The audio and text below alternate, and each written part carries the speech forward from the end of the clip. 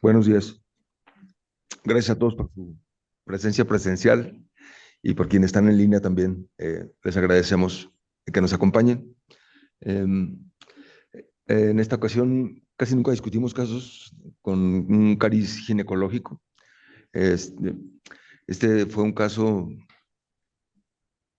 muy interesante que se prestó a consideraciones de diagnóstico diferencial que pocas veces este, son requeridos de un laboratorio de anatomía patológica.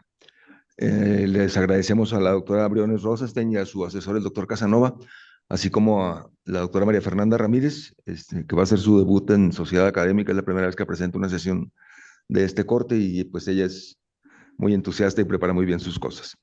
Vamos a comenzar. Bienvenidos todos y gracias por su presencia.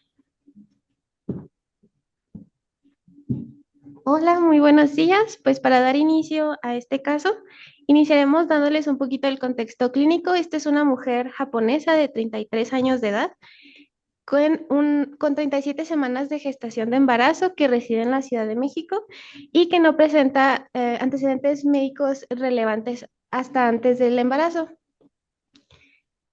La paciente llega al hospital ABC el 8 de noviembre refiriendo que 2 meses previos inicia con accesos de tos seca que se convierte en productiva, con expectoración blanquecina, dolor lumbar, fiebre vespertina, no cuantificada, disnea y disminución de los movimientos fetales.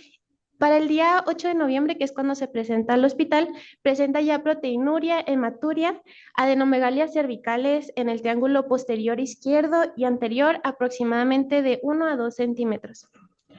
En los campos pulmonares presentaron hipoventilación bivasal con estertores crepitantes leves basales izquierdos, por lo que se le ingresa al hospital con estos diagnósticos: neumonía típica, coagulación intravascular diseminada, un estado protrombótico y enfermedad hipertensiva del embarazo.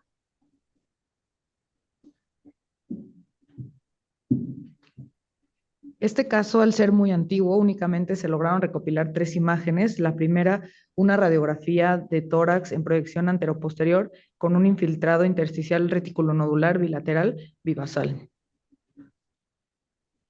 Esta segunda placa de tórax en proyección anteroposterior se tomó al día siguiente, donde se continuó observando importante infiltrado intersticial de reticulonodular bivasal, actualmente de predominio derecho, y de igual manera logramos identificar que a la paciente se le coloca un catéter central periférico derecho con extremo distal en vena cava superior. Así pues, el día 9 de noviembre la paciente presenta hipertensión de 140/90, hematuria macroscópica y trombocitopenia, por lo que se decide la inducción del parto, naciendo un niño sano de 2.685 gramos. Después del parto, la paciente presenta desaturación e hipotensión, por lo que se decide su ingreso a la unidad de terapia intensiva. El día 11, 3 días después del parto, empieza con un cuadro neumónico no claro, con insuficiencia respiratoria, coagulación intravascular diseminada, choque y derrame pericárdico, por lo que se cree que podría tratarse de una embolia de líquido amniótico y se le piden más estudios de imagen, un gammagrama pulmonar y una tomografía.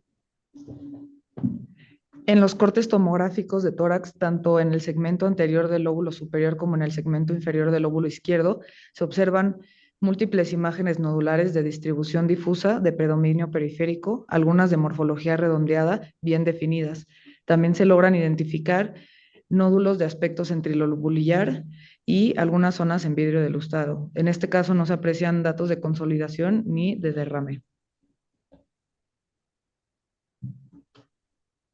Bueno, por parte de medicina nuclear se realizó una gamografía pulmonar de ventilación de perfusión, donde se observan pequeñas zonas de hipoperfusión periférica subsegmentarios en ambos pulmones, al igual que cambios compatibles con obstrucción vascular de pequeños vasos de manera difusa en ambos campos pulmonares.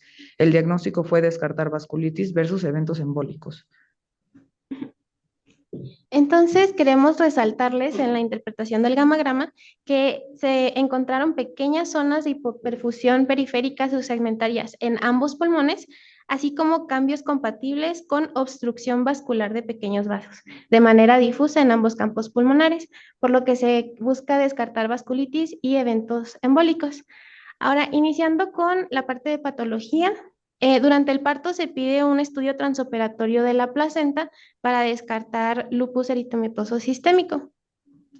Pero antes de continuar con nuestro caso, quisiéramos darles unas pocas palabras sobre la placenta, que es un órgano muy especial, ya que no solo es un órgano de desecho, sino que es un órgano en donde ocurre intercambio gaseoso tras la coalición de dos circulaciones. La materna, a través de las arterias espirales que llevan la sangre materna hacia el espacio intervelloso, y la circulación fetal, que como pueden ver, los vasos fetales llegan hasta las vellosidades de la placenta. En este espacio intervelloso encontramos la unidad funcional de la placenta, que es la barrera placentaria o la membrana vasculosincicial, que se compone básicamente por el sincitio trofoblasto, la membrana basal del endotelio vascular del feto y el endotelio de los vasos fetales.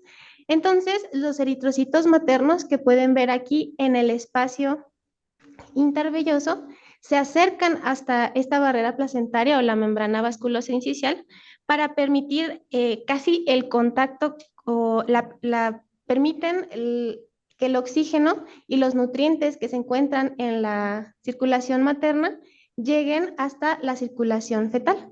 Estos son los vasos fetales, que como pueden ver aquí está el endotelio, aquí está el sincitio trofoblasto, que tiene la peculiaridad que sus núcleos se retraen, formando estos nodos de núcleos para permitir así el intercambio gaseoso entre ambas circulaciones. Y aquí podemos ver en esta única vellosidad, podemos ver hasta 5 membranas vasculosinciciales. Y en cada una de las vellosidades que se pueden ver en la periferia también.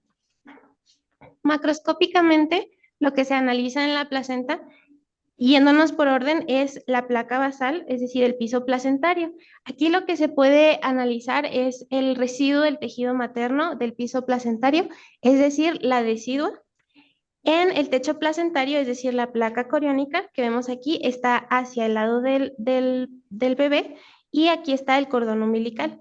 Entre ambos discos o entre ambas placas podemos encontrar el parénquima velloso. Esta es una placenta normal, entonces pueden apreciar que el parénquima velloso se puede ver papilar o esponjoso y rojo debido a la circulación al aporte sanguíneo tan importante que presenta. Ahora sí, entrando de lleno en nuestro caso, esta es la macroscopía de nuestro caso. Podemos notar varias diferencias, iniciando por que el piso placentario presenta esta doblez que pueden ver aquí, y esto se debe a que la placenta se insertó en el fondo uterino, por eso se ve en esta disposición en lugar de como un disco plano.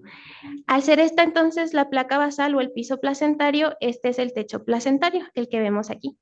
Y podemos notar que en el parénquima velloso, este se ve más pálido que el anterior, que era el normal, y hasta pareciera tener un aspecto consolidado, no se ve tan papilar o tan esponjoso como el anterior. ¿Y qué es lo que buscamos en la patología vascular por lupus eritematoso sistémico en la placenta? Pues podemos encontrar macrófagos en los vasos, macrófagos subendoteliales, también trombosis vascular como esta, o la presencia de trombos antiguos recanalizados, como pueden ver aquí. También degeneración fibrinoide en los vasos o la proliferación asimétrica del subendotelio en los vasos. En nuestro caso, lo que podemos ver en esta laminilla es que no se encontraron ninguno de esos hallazgos de lupus eritematoso sistémico. Si bien lo que podemos encontrar es inflamación inespecífica, así como vasos que presentan una transformación adecuada, acompañado de algunos vasos que no presentaron una transformación adecuada, como este aquí. Aquí podemos ver que se ve la pared del vaso un poco más gruesa que la de este vaso, no se ve tan dilatada. Los vasos espirales necesitan estar dilatados para poder darle al bebé una cantidad de sangre suficiente. Y de igual manera, en el espacio intervelloso, lo único que podíamos dilucidar en el congelado era material fibrinoide, Así como en las vellosidades podemos ver que hay poca cantidad de vasos en comparación con el anterior, que fue el normal que les presenté, lo que nos habla de que tal vez el bebé podría tener, o más bien la placenta podría estar hipoperfundida. Otro indicio de esto es que hay una gran cantidad de nodos de los núcleos del sincitotrofoblasto, es decir, esta placenta pedía más aporte sanguíneo por parte de la madre. El resultado transoperatorio entonces es una placenta monocorial monoamniótica de 800 gramos, negativo para vasculopatía o trombosis, y se realizará en el estudio definitivo inmunofluorescencia en cortes congelados. En nuestro definitivo, lo que podríamos observar en el piso placentario es que la decidua presentaba inflamación aguda inespecífica, es decir, deciduitis, áreas de hemorragia reciente, como podemos ver aquí. En el espacio intervelloso podíamos observar el mismo material fibrinoide que observamos en el transoperatorio, así como vellosidades con vascularidad un poquito más apropiada que la que vimos en el transoperatorio, y de la misma forma una proliferación trofoblástica atípica acompañada de focos de intervellositis aguda inespecífica, que se las presento aquí con este acúmulo de neutrófilos. Entonces, el reporte de patología fueron microinfartos en cara materna, material fibrinoide intervelloso, cambios isquémicos agudos, deciditis aguda focal no especificada, sin microorganismos, ni vasculitis, ni trombos de fibrina, fibrina retromembranosa y un hematoma focal de 3 centímetros, cordón umbilical congestivo y negativo para IgG, IgA, IgM y complemento. Lo que nos sugiere entonces que no hay datos que apoyen una lesión inmunológica por complejos inmunes. Continuando con nuestra historia clínica, 6 días después del parto, la paciente inicia en unidad de terapia intensiva con sangrado uterino abundante, con múltiples coágulos y cavidad uterina hipertérmica, por lo que se decidió una toma de biopsia del lecho placentario para descartar una sepsis puerperal. En este estudio de laminillas para esta biopsia del lecho placentario, lo que se encontró es que la decidua aún presentaba cambios de transformación, pues el parto fue reciente. Los vasos transformados se ven congestivos con necrosis, y también en algunos vasos podíamos encontrar macrófagos espumosos en el subendotelio. Estos son los macrófagos, los que les estoy enseñando aquí, y aquí está el endotelio. Esta es una imagen característica de la aterosis aguda. Este fenómeno se presenta en los trastornos hipertensivos del embarazo, en casos de muerte fetal, en el caso del desprendimiento prematuro. Es muy inespecífico, entonces no podemos decir con la aterosis aguda un diagnóstico como tal, pero sí nos guiaba hacia, por ejemplo, la paciente presentaba hipertensión durante su embarazo. Entonces se reportó un endometrio hipersecretor con reacción Arias Stella y transformación decidual, aterosis aguda focal, deciduitis aguda con extensa necrosis y trombosis reciente, y no se observaron vellosidades coriales. El día 19, 10 días posteriores al parto, al no haber mejoría clínica, se realiza una broncoscopía, durante la cual hubo deterioro súbito, disnea, hipotensión arterial, ingurgitación yugular y desaturación, terminando en defunción por shock cardiogénico y tromboembolia masiva. El bebé fue dado de alta con una evolución favorable y se egresó sin complicaciones. ¿Hasta aquí alguna pregunta o comentario? Sí. Buenos días. Estamos discutiendo el caso de una mujer de 33 años, de origen japonés, que llegó al hospital sin un control prenatal en el hospital. En el curso de 10, 12 días sucedió lo que ustedes vieron. Es una paciente joven que desarrolla insuficiencia respiratoria, hematuria con falla renal, presenta pequeñas adenomegalias. La impresión clínica es de lupus eritematoso. ¿Qué les cuadra? ¿Les gusta para el lupus? ¿Quiénes son internistas? Jaico, ayúdame a arrearlos. El micrófono, Jaico, si eres tan amable. Sí, pues de entrada, sí es un cuadro como muy agudo, ¿no? La presentación.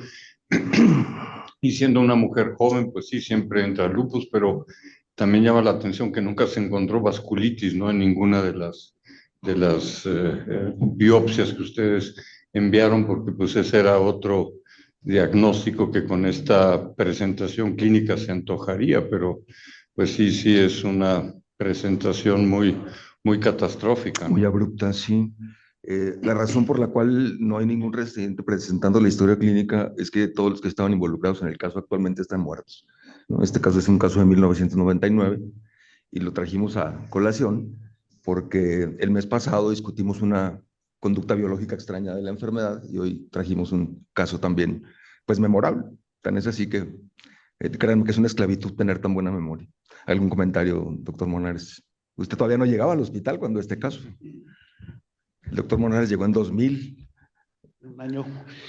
Bueno, pues esto da atrás a lo que yo iba a preguntar, porque la pregunta sería si había marcadores bioquímicos de angiogénesis placentaria, pues obviamente en ese entonces no se marcaban, pero debieron haber estado elevados, la paciente con hipertensión. Y el otro era ecocardiografía, porque muy seguramente por ese gamagrama esa paciente ya tenía hipertensión pulmonar. Esta paciente pues muere de tromboembolia pulmonar, muy seguramente tenía cor pulmonar, una presión sistómica de arteria pulmonar elevada. Yo creo que pudo haber sido clasificada como una hipertensión pulmonar por eventos de microtrombos, como se ve en el gamagrama. El ecocardiograma iba a decir que tenía la presión sistólica arterial pulmonar elevada. Y pues también muy seguramente en 99 no estuvo con una profilaxis de anticoagulación. En el 99 todavía no había estas medias de compresión neumática intermitentes. La paciente muere por la formación de un trombo exacerbado porque posiblemente también tenía una infección puerperal. Entonces, realmente pues lo que pudo haber ayudado a esta paciente fue para mantenerla en lo que es lo de uno, mantenerla viva de aquí a que ustedes la salvan, es anticoagularla, porque yo creo que esto fue una tromboembolia pulmonar masiva por una hipertensión pulmonar crónica. Gracias. En Santa Fe, no sé si tengan algún comentario por parte de los ginecólogos. Por alguna razón, eso sí no recuerdo por qué, a mí me parecía que era una embolia de líquido amniótico. Y es una cosa que se puede diagnosticar en una biopsia de pulmón. Hasta donde recuerdo haber platicado en el pasillo el otro día con el doctor Julio Sandoval, que fue el neumólogo del caso.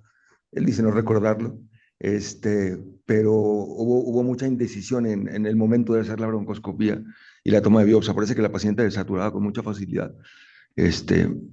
Doctor, ¿iba usted a comentar algo? Sí, se anticoaguló. Hay datos en el expediente que hablen de un tratamiento profiláctico en ese. Lo que tengo guardado son las diapositivas de aquel entonces, doctor. Es la información con la que se presentó el caso. En aquel entonces no sabría responderle. Tratamos de entrar al expediente, pero pues toda esa información ahora sí que es del ciclo pasado. En Santa Fe, ¿tiene algún comentario por allá, doctor Jálave, colaboradores? Gracias.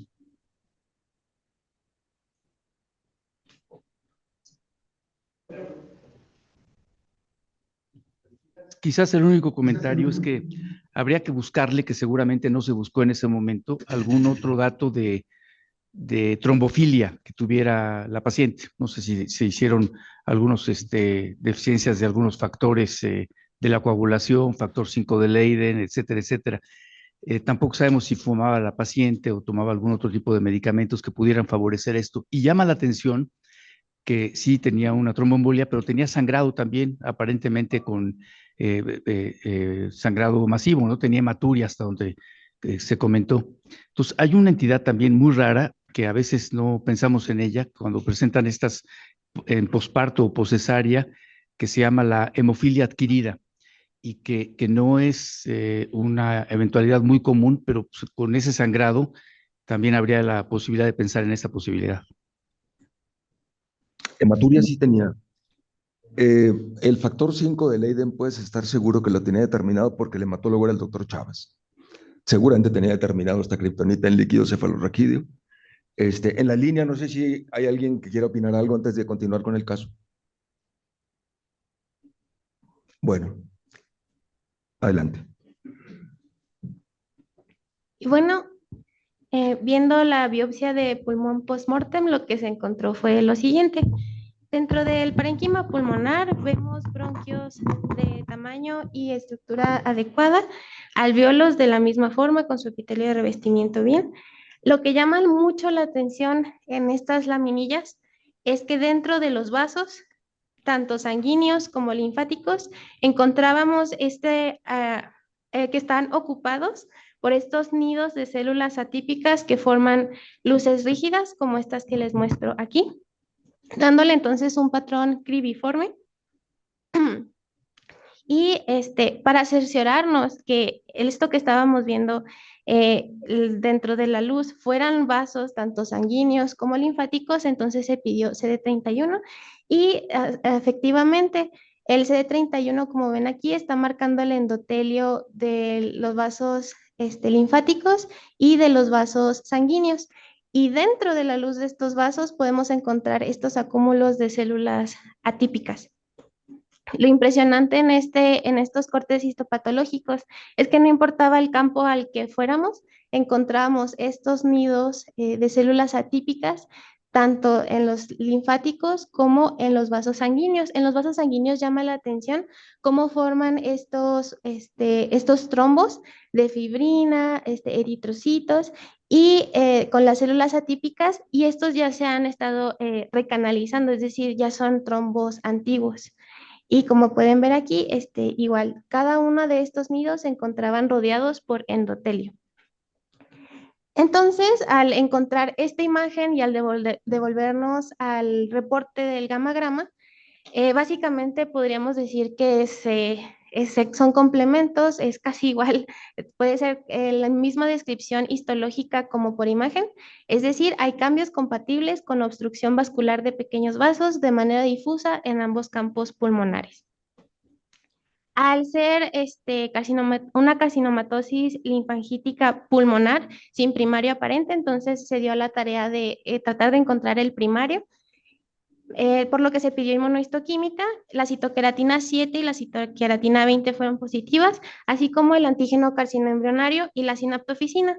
Esto siendo entonces muy indicativo de que se trataba de un adenocarcinoma pancreato duodeno-gástrico, es decir, era un primario del estómago o del páncreas, tanto por la morfología como por la inmunohistoquímica.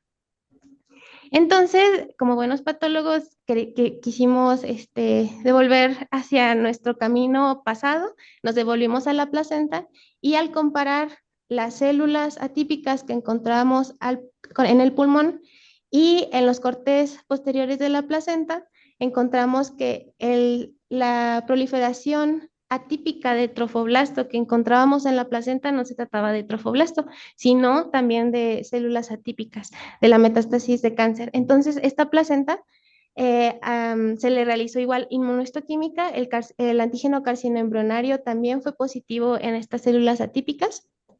Cabe recalcar que se encuentran estas células en el espacio intervelloso, respetan las vellosidades. Entonces, si bien es metástasis a placenta, esta se contuvo dentro del espacio intervelloso, no alcanzando la circulación fetal. Se reportó entonces en la biopsia de pulmón post-mortem una carcinomatosis linfangítica pulmonar y en cortes posteriores de placenta se encontraron metástasis de adenocarcinoma. Si bien es un caso muy extraño, hemos encontrado que se han reportado varios de estos. En 1998, en el Congreso Internacional de Academia Internacional de Patología, en Edinburgh se presentó un caso en 1998 de una mujer de 34 años, embarazada con 34 semanas de gestación, que de clínica presentaba solamente insuficiencia respiratoria. Y durante el análisis histopatológico de la placenta, muy similar a nuestro caso, encontraron en el espacio intervelloso estas células atípicas que se disponían de manera sólida y de igual manera respetaban las vellosidades de la placenta. Otra metástasis a la placenta. Como pueden ver aquí, igual se puede ver que no hay involucro de las vellosidades, es decir, la circulación fetal se encontraba respetada. En el 2020 se presentó un caso de una metástasis avanzada de adenocarcinoma gástrico que se identificó, igual que en nuestro caso, inicialmente en la placenta. De la misma forma, encontramos células atípicas en el espacio intervelloso y las vellosidades de la placenta se encuentran respetadas.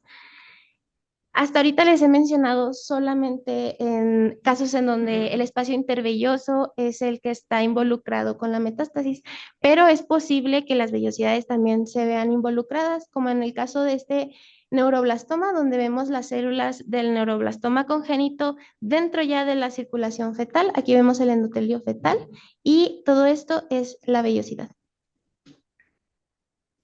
En una revisión sistemática en donde se estudiaron 72 pacientes en los que se diagnosticó el cáncer debido a la metástasis placentaria y o fetal, se encontró la siguiente estadística. La incidencia de metástasis en mujeres embarazadas con cáncer, ya sea con involucro placentario o fetal, es del 26 al 30%. Del tipo de cáncer que fue más común en la placenta y o el feto, tenemos en un 22% el melanoma, en un 19% el pulmonar, el gástrico siendo el 14% y el 11% siendo el linfoma. De los que afectaron a los fetos se realizó una estadística aparte en la que vimos que más de la mitad de los tumores que afectaron al feto fueron melanoma, linfoma fue un 17%, cáncer pulmonar un 8%, leucemia un 8% y cáncer cervical también un 8%, siendo melanoma el más común. En cuanto a las características clínicas de las mujeres embarazadas, pues la mediana de edad fue de 32 años. Recordemos que nuestra paciente tenía 33, igual la paciente que se presentó en Edinburgh tenía 31 años. Y dentro de la presentación clínica, nuestra paciente, dentro de toda esta lista, presentó dolor abdominal, también presentó preeclampsia o enfermedad hipertensiva en el embarazo, disnea y tos, y fiebre no cuantificada. Dentro de la mediana de edad de edad gestacional en la que se hizo el diagnóstico fue de 28 semanas de gestación y la mediana de edad de gestación en la que se indujo o fue un parto repentino fue de 32 semanas de gestación. Y en cuanto a la razón por la que se decide la inducción de parto en estas pacientes, dentro de la lista tenemos los desórdenes de la coagulación como nuestra paciente. En cuanto a las características de los recién nacidos, vemos que el cáncer metastásico en los pacientes, en los bebés que presentaron la metástasis por cáncer, la mediana de edad fue de 150 días. Y los lugares más comunes en los que se presentaron la metástasis fueron los pulmones, el cuero cabelludo y el hígado. Estos dos siendo para nosotros algo que hace sentido debido a la circulación fetal durante pues, su gestación. Como pueden ver, para el año, casi el 100% de las mujeres que presentan de esta revisión sistemática, casi el 100% murieron para el año, lo que nos podría indicar que la metástasis a la placenta es un factor de muy, muy mal pronóstico. En el caso de los infantes nacidos con metástasis, podemos ver que para el mes 30, hasta la mitad habían fallecido. Y aquí llega nuestra pregunta más importante de esta revisión es, ¿cómo puede haber una diseminación tan extensa del cáncer sin haber un primario aparente que presente síntomas clínicos tan poco específicos? Bueno, pues en este reporte de 3 casos se intentó explicar esto. En esta revisión, el reporte de 3 casos se reportaron 3, 2 femeninos y 1 masculino de 48 a 64 años que tenían menos de un año de inicio de síntomas. Los síntomas podemos encontrar diátesis hemorrágica y falla respiratoria, que son dos síntomas que presentó nuestra paciente. Cabe notar que en estos casos fue del tipo difuso de cáncer gástrico, y lesiones osteolíticas que se presentó en el tipo intestinal. Y como pueden ver aquí, en realidad se puede presentar en cualquier parte del estómago.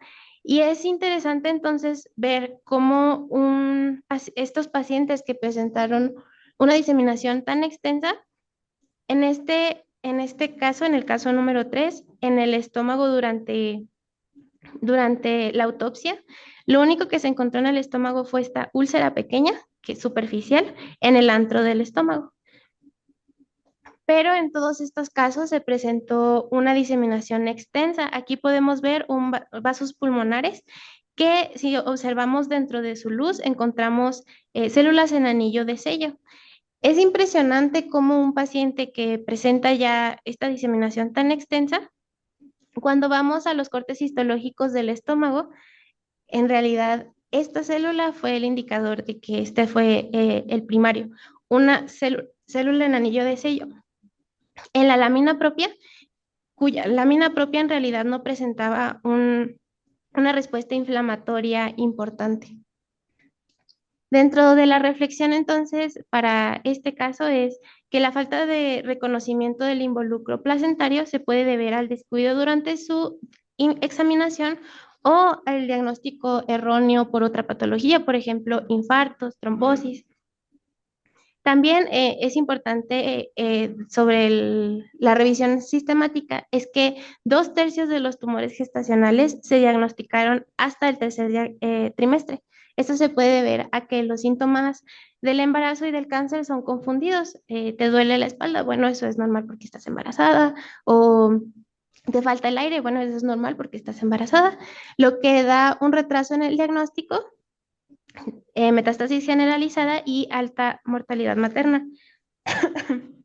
Lo que sí se vio durante la revisión sistemática es que la mayoría de los fetos presentaron complicaciones debido a la inmadurez durante el nacimiento, más que por la metástasis del cáncer, ya que esto es muy, muy, muy raro. Bueno, ahora les presentaré una pequeña revisión de la carcinomatosis linfangítica pulmonar por imagen. Como hemos estado comentando a lo largo de la presentación del caso, la carcinomatosis linfangítica es un tumor que se propaga a través de los vasos linfáticos del pulmón secundario a un adenocarcinoma, como número 1 el cáncer de mama, número 2 el cáncer de pulmón y número 3 el cáncer de estómago. Lo que sucede es que las células tumorales quedan atrapadas en los vasos linfáticos con posterior estasis, obstrucción y edema, que pues esto va a reflejarse macroscópicamente como un engrosamiento intersticial, tanto central, periférico o inclusive mixto. Como características radiográficas, desafortunadamente hasta una cuarta parte de los pacientes con carcinomatosis linfangítica tienen radiografías de tórax normal. El hallazgo más común siempre va a ser un patrón reticulonodular con engrosamiento de los tabiques interlobulillares que pueden parecerse a las líneas septales o líneas de B de Kerley. La primera placa es una placa de proyección posterior-anterior de tórax con un aumento difuso bilateral de la trama reticular en ambos pulmones con derrame pleural derecho leve, y la segunda placa, igual una placa de tórax en proyección posterior-anterior con marcas reticonodulares generalizadas en ambos pulmones, muy parecidos a la placa que vimos del caso. Por tomografía se va a ver un engrosamiento del tabique interlobulillar o del intersticio peribroncovascular de forma nodular e irregular o liso en formas más tempranas. Se va a ver como una distribución bilateral y asimétrica, y en adenocarcinoma broncogénico la distribución va a ser unilateral e irregular adyacente a la masa de tumor. También otros hallazgos adicionales que nos podrían hacer sospechar de carcinomatosis linfangítica son nódulos subpleurales, derrame pleural, adenopatías ciliares o melastínicas y en algunos casos inclusive preservación relativa del parénquima pulmonar. Existen 5 diagnósticos diferenciales principales. El primero es el edema pulmonar, que se va a ver como un engrosamiento septal liso, bilateral y gravitacional con derrame pleural. Primero vemos una tomografía de tórax axial en ventana pulmonar, donde se observa opacificación bilateral de los espacios aéreos en una distribución peribroncovascular central, asociada con importante engrosamiento septal interlobulillar. Esto va a indicar justo que habla de un edema intersticial y derrame pleural moderado bilateral. Otro diagnóstico diferencial son las neumonías atípicas, que se va a ver más bien como una opacidad focal o en vidrio de lustrado distribuido de manera lobulillar. Puede ser focal o difusa y bilateral. Incluye derrame pleural y engrosamiento de la pared bronquial. Las neumonías bacterianas atípicas, para huéspedes inmunocompetentes, pueden representar hasta el 14% de las neumonías adquiridas en la comunidad por microorganismos, principalmente Mycoplasma pneumoniae, Clamidia pneumoniae, Legionella, influenza, parainfluenza, BRS y adenovirus.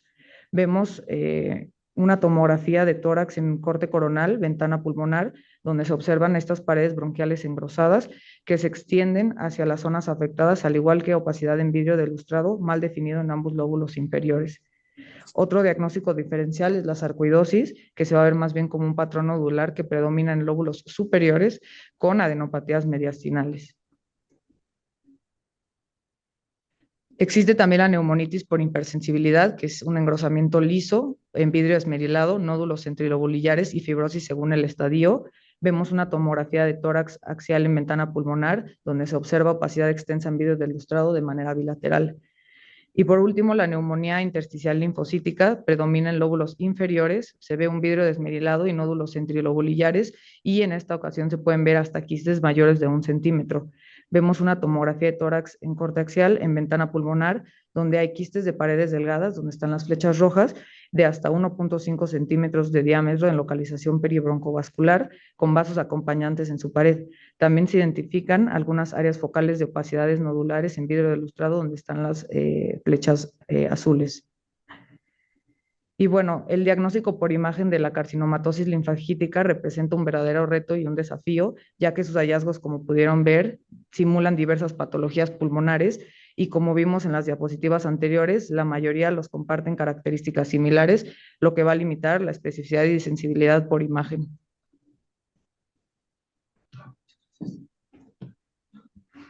Muchas gracias, muchachos. Pues varias cosas que comentar. Nunca en mi vida había recibido para transoperatorio una placenta. Me sentí halagado de que pensaran que yo podía diagnosticar lupus en un corte transoperatorio. Pero sin embargo, sí, había los elementos, porque una cosa poco frecuente es que las pacientes con lupus se embaracen, y más poco frecuente es que los embarazos lleguen a término. Entonces, no es un material con el que uno pueda estudiar con frecuencia, pero durante mis primeros años en Sinaloa no tenía nada que hacer y me puse a estudiar la placenta. Entonces, cuando llegué aquí, ya tenía un cierto fondo de conocimiento de eso, y antes todas las placentas se estudiaban aquí en observatorio. Después, por disposiciones de la carga de trabajo, pues ya ahora se quedan en Santa Fe. Este caso ya tenía tiempo que lo quería rescatar, lo que pasa es que no había encontrado la tecnología para rescatar las diapositivas, y Daniel y Maffer me ayudaron a rescatarlo. Y estábamos haciendo cuentas por cuánto tiempo ha pasado del 99 para acá, y estábamos pensando en lo poco frecuente que son estos casos, cuando llega la doctora Pineda y me dice, ¿le puedo enseñar un caso? No sé si está el doctor Padua conectado.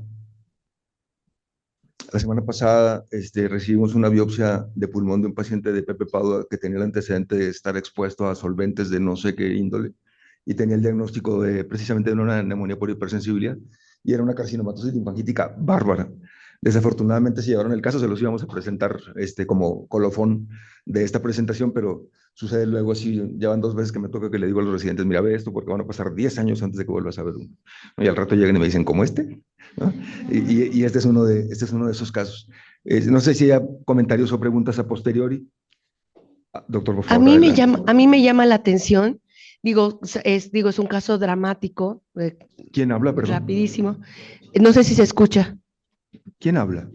La doctora Chirino, ¿cómo están? Adelante, doctora, perdón.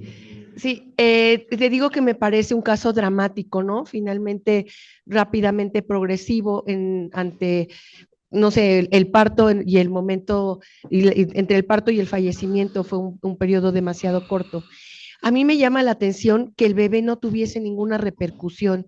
Había un compromiso vascular desde un inicio, mostraban que la placenta tenía una hipoperfusión, no sé en porcentaje cuánto era lo que estaba perfundido, porque sí hablaban de que había zonas importantes y con todos los datos de trombos. Además, mencionaron que existía un aumento en la temperatura uterina, por eso quisieron descartar un caso de fiebre puerperal. Pero cómo me llama la atención cómo es que todos estos elementos, sabiendo que incluso el aumento en la temperatura, 1 grado centígrado mayor, puede tener repercusiones fetales. Entonces, realmente esa parte me sorprende. No hubo ni siquiera retraso de crecimiento intrauterino, ninguna repercusión. Entonces, explicar eso sí me cuesta un poquito.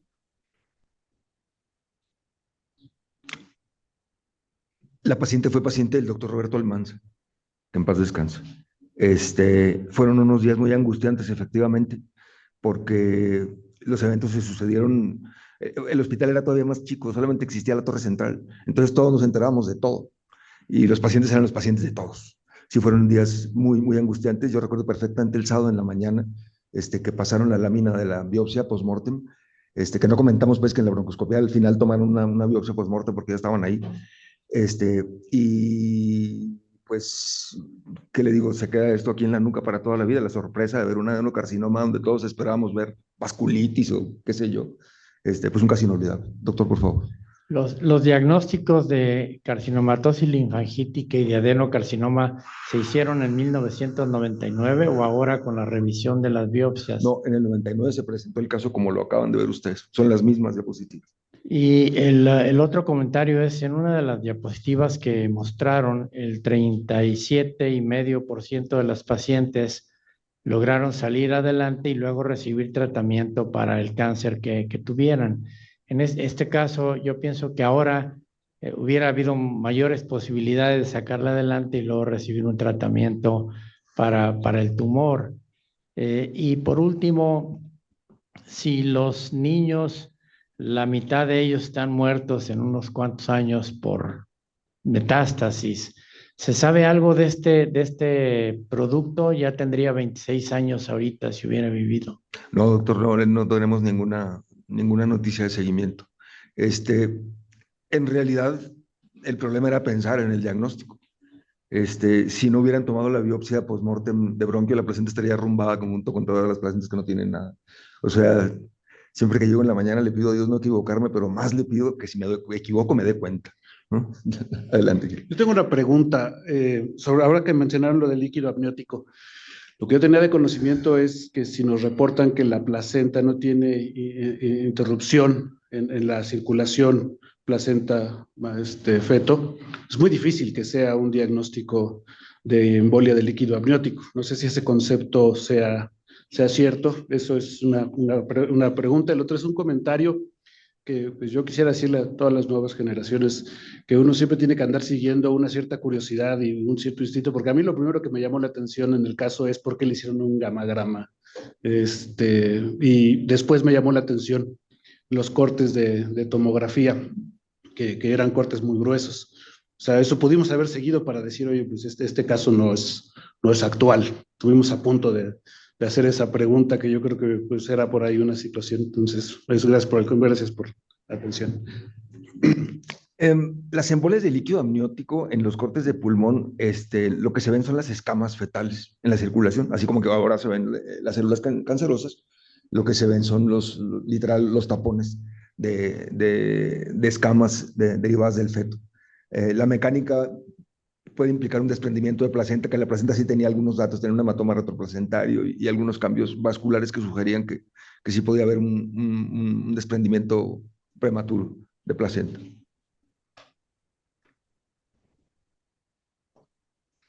Respecto a los casos de cáncer gástrico, lo presentamos, yo hice una de esas autopsias y recuerdo la misma cara de asombro cuando empezamos a revisar la autopsia con el doctor Ángeles y se veía la extensa diseminación.